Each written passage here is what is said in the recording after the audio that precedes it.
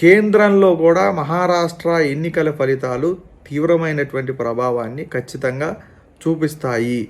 రాబోయే రోజుల్లో భారతీయ జనతా పార్టీ అందుకోబోయేటువంటి మరెన్నో విజయాలకి ఈ మహారాష్ట్ర ఎన్నికల ఫలితాలు ఖచ్చితంగా నూతన ఉత్తేజాన్ని కలగజేస్తాయి.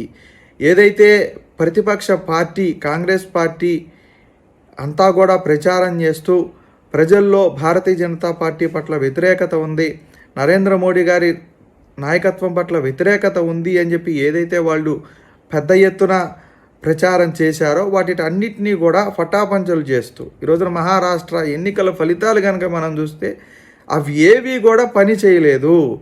భారతీయ జనతా పార్టీ పట్ల నరేంద్ర మోడీ గారి యొక్క నాయకత్వం పట్ల ప్రజలు ఎంతో విశ్వాసంతో ఉన్నారు. ఎక్కడా కూడా భారతీయ జనతా పార్టీ పట్ల కానీ నరేంద్ర మోడీ గారి యొక్క నాయకత్వం పట్ల కానీ ప్రజల్లో ఎక్కడా కూడా అవిశ్వాసం లేదు అన్న సంగతి మనకి క్లియర్గా అర్థమవుతుంది.